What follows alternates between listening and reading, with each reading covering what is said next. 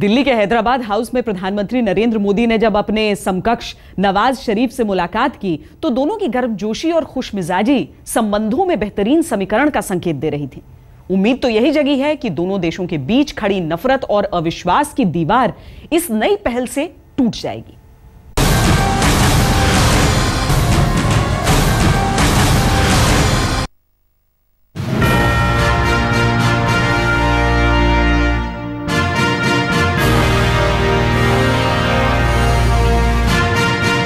इतिहास इस घड़ी का इंतजार कर रहा था। हैदराबाद हाउस ने वैसे तो राष्ट्र अध्यक्षों के आने जाने की कई गवाहियां दी, लेकिन इस बार उसकी दरो दीवार भी ये देख रही थी कि ये मुलाकात कोई औपचारिकता नहीं बल्कि सुनहरे भविष्य की दिशा में बढ़ाया गया एक ठोस कदम है।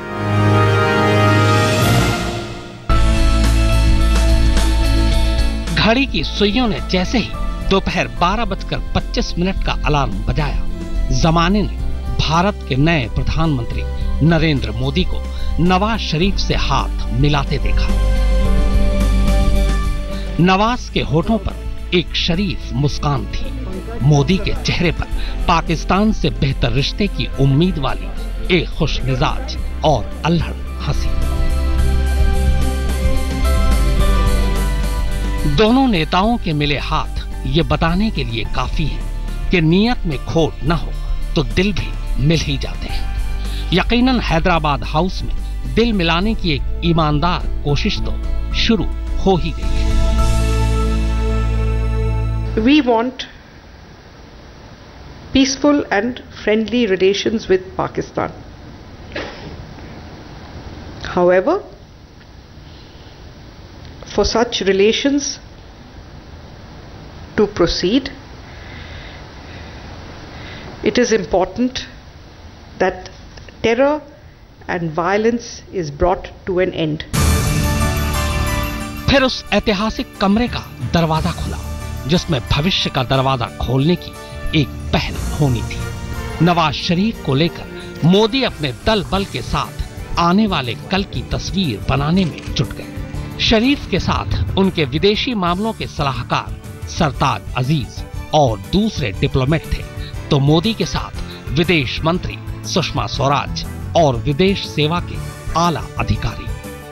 पाकिस्तान के भीतर तमाम दबाव और मुश्किलों के बावजूद नवाज शरीफ न सिर्फ मोदी के निमंत्रण पर भारत आए बल्कि उन्होंने ये संदेश देने की कोशिश भी की कि वो वाकई संबंधों को बेहतर बनाना चाहते हैं। गौर करने की बात यह है कि न तो उन्होंने हिंदुस्तान में हुर्रियत के नेताओं से मुलाकात की और न ही अपने स्टेटमेंट में कश्मीर का कोई जिक्र किया। करीब 50 मिनट तक भारत और पाकिस्तान के प्रधानमंत्री अपने रिश्तों को एक मधुर ऊंचाई देने के लिए चर्चा करते रहे। कुछ अपनी सुनाई, कुछ दूसरे की सुनी। My government therefore stands ready to discuss all issues between our two countries in a spirit of cooperation and sincerity. I do so with a strong sense that the leaderships and the peoples of our two countries share desire and mutual commitment to carry forward our relationship for the larger good of our people. जब मोदी से मुलाकात के बाद Nawaz Sharif Hyderabad house से निकले तो एक सुकून उनके चेहरे पर था। कड़वाहट और नफरत की धुंधों की न जाने कितनी परतें भारत पाकिस्तान के रिश्तों पर पड़ी हैं। मोदी और शरीफ की मुस्कान ये बताने के लिए काफी है कि उस धुंध को हटाने की एक कोशिश तो शुरू हो ही गई है। भारत पाकिस्तान के रिश्तों की बात पहले भी निकली है पर दूर तलक नहीं जा पाई, उल्टे पलटवार हो गया। एक बार फिर बात तो निकली है इस उम्मीद के साथ कि दूर तलक जाएगी। शपथ ग्रहण के बाद भी दोनों नेता गर्मजोशी से मिले। जब भी मिले मोदी ने यह एहसास दिलाया कि अतीत की कड़वी यादों की लकीरों को मिटाकर वो दोस्ती की एक नई तस्वीर बनाना चाहते हैं। मोदी ने अपने शपथ ग्रहण में बुलाया, नवाज शरीफ ने ईद के मौके पर बुलाया है, आ गले लग जा। इनविटेशंस तो आए हैं और इनविटेशंस तो एक्सेप्ट भी किए हैं, मगर कोई डेट्स नहीं है। सवाल हजारों हैं, कुछ अफसानों में लिपटे हुए, कुछ हकीकत को बेपर्दा करते हुए, लेकिन पहल हो गई है, कदम बढ़ चुके हैं। बस दुआ कीजिए कि इस बार दोस्ती की बस धोखे की किसी खाई में न गिरे। कुमार विक्रांत सिंह के साथ बालकृष्ण, दिल्ली आज तक। हाव अच्छे थे, बातचीत अच्छी हुई, लेकिन खुशनुमा एहसास के सामने कुछ सुलगते सवाल भी हैं जिनका जवाब पाकिस्तान को देना है। आतंक से घुसपैठ और घुसपैठ से दाऊद इब्राहिम तक।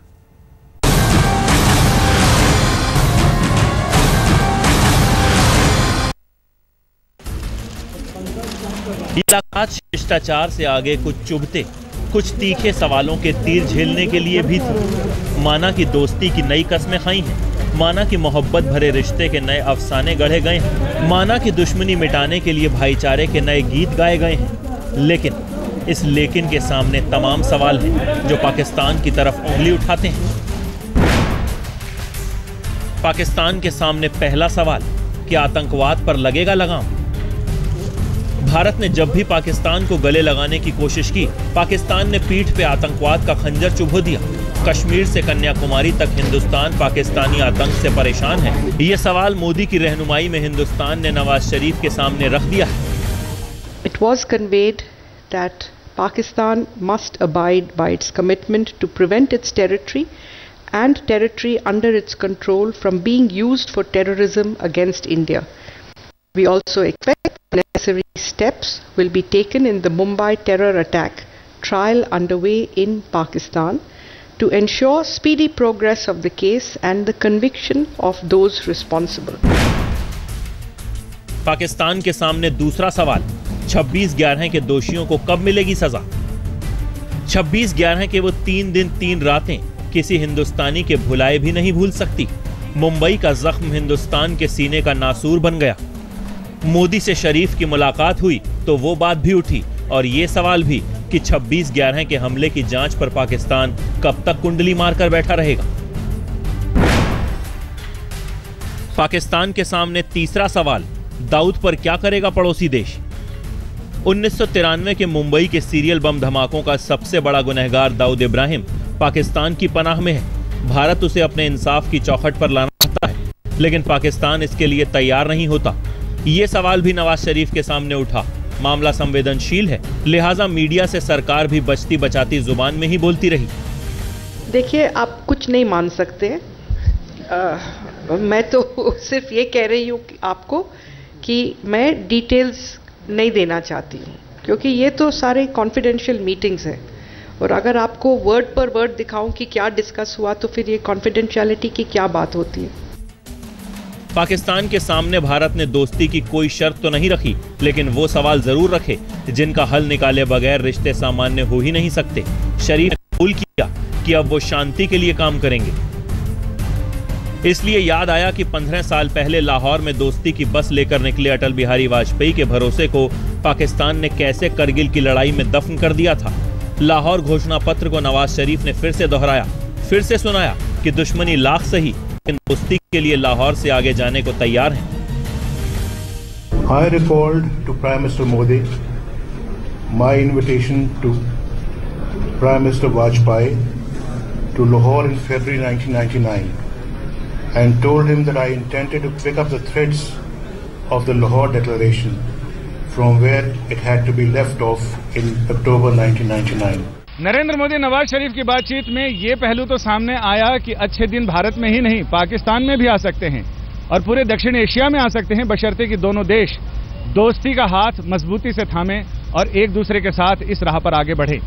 नवाज शरीफ ने भी ये साफ किया कि वो दोस्ती की बस को और दूर, बहुत दूर आगे तक ले जाना चाहते हैं। यानी जब दोनों देश वही चाहते हैं तो फिर तीसरे की जरूरत नहीं। रिश्ते को सामान्य बनाते हुए शरीफ चांदनी चौक भी गए, पुरानी दिल्ली का नजारा लेने, जहां से उनका पुराना नाता है।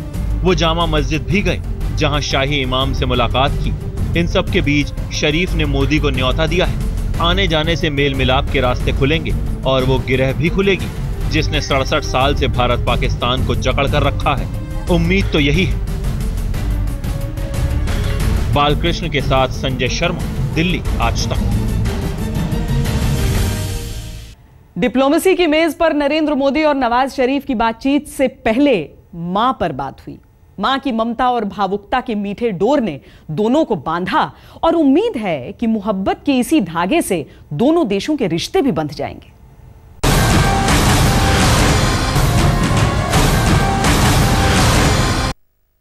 मैं नरेंद्र दामोदर दास मोदी ईश्वर की शपथ लेता हूं कि मैं विधि द्वारा स्थापित भारत के संविधान के प्रति सच्ची श्रद्धा और निष्ठा रखूंगा। नरेंद्र मोदी मां के साथ नहीं रहते, लेकिन जिंदगी ने उन्हें जब भी कोई बड़ी जिम्मेदारी दी उसे मां के आशीर्वाद से ही शुरू किया। चुनाव जीतने के बाद मां का आशीर्वाद लिया तो शपथ के लिए दिल्ली रवाना होने से पहले मां का आशीष लेना नहीं भूले। इस तस्वीर ने रिश्तों की डोर को इस्लामाबाद और लाहौर से जोड़ दिया। जिस वक्त अपने नरेंद्र को हीराबा बड़े जतन से खिला रही थी, उस वक्त टीवी पर उस तस्वीर को नवाज शरीफ ने देखा, और वो भी अपनी मां के साथ। मां बेटे के प्यार की इस तस्वीर ने पाकिस्तान के प्रधानमंत्री नवाज शरीफ और उनकी मां को भी भावुक कर दिया। इसका खुलासा मोदी ने एक ट्वीट में किया। शाम को बातचीत में नवाज शरीफ ने कुछ बहुत ही भावुक बातें कही। नवाज शरीफ जी ने मुझसे कहा कि वो इस्लामाबाद में रहते हैं, लेकिन हर हफ्ते एक बार पास जाते हैं। इस दफा अपनी मां के साथ खाना खा रहे थे, तब उन्होंने टीवी पर मेरी मां की मुझे मिठाई खिलाने वाली तस्वीरें देखी थी। यह दृश्य नवाज शरीफ जी और उनकी मां के दिल को छू गया। उन्होंने कहा कि इस तस्वीर ने मेरी मां को बेहद भावुक कर दिया।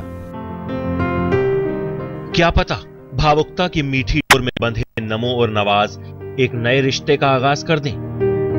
बेटों का पराक्रम भले ही युद्ध को निमंत्रण देता हो, लेकिन मां की ममता तो हमेशा शांति को ही जन्म देती है। सरहद के दोनों पार उसी अमन चैन और शांति की तलाश है और इंतजार भी। गांधीनगर में गोपी घांगर के साथ आज तक ब्यूरो। पाकिस्तानी प्रधानमंत्री नवाज शरीफ को बॉलीवुड फिल्मों से बहुत लगाव है। दिल्ली दौरे भी उनका ये शौक नजर आया जब धर्मेंद्र से लेकर शत्रुघ्न सिन्हा तक से मुलाकातें हुई।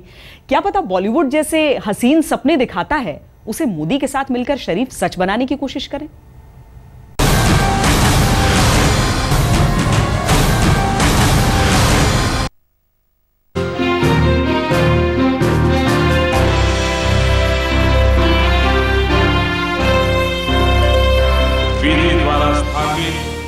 बॉलीवुड की रंगीन दुनिया राजनीति के महानायक की ताशपोशी देखने के लिए राजपथ से होते हुए राष्ट्रपति भवन तक पहुंची। राजनीति के आंगन में कला के पारखियों ने एक ऐसे शख्स को हिंदुस्तान का नया नेता बनते देखा, जिसने बेबसी की कब्र पर कामयाबियों की बुलंद इमारत खड़ी कर दी, और सौंदर्य के उन चितेरों ने उस शख्स को भी बड़े करीब से देखा जो नफरत की कंटीली सरहद के उस पार से आया है, अमन और शांति की नई उम्मीद लेकर।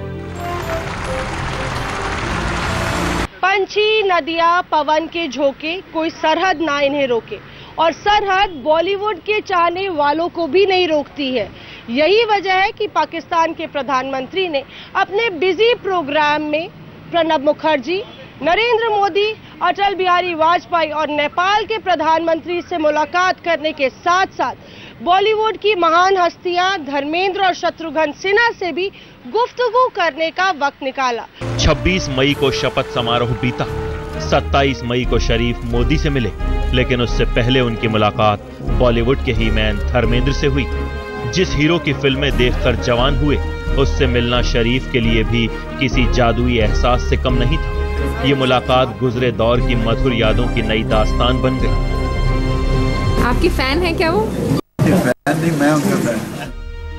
मोदी से मिलने के बाद जब शरीफ वापस होटल आए तो उनकी मुलाकात एक दूसरे फिल्मी सितारे और बीजेपी एमपी शत्रुघ्न सिन्हा से हुई। तो उनके यहाँ से खबर आई कि वो आज मिलना चाहेंगे, तो मैं यहाँ पे आया उनसे मिलने के लिए।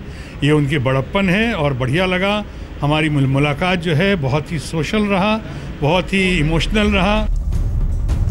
जिस ताज मानसिंह होटल में शरीफ ठहरे हैं, उसी होटल में माचोमैन सलमान खान और उनके पिता सलीम खान भी रुके थे। बॉलीवुड सितारों से इस मुलाकात की एक बड़ी वजह ये बताई जाती है कि शरीफ शौकीन हैं, पावर की व्यस्तता में भी समय निकाल लेते हैं और देश निकाले के दुर्दिन में भी वो हिंदी फिल्में देख लेते थे। मौसमी सिंह के साथ अशोक सिंघल, दिल्ली, आज तक।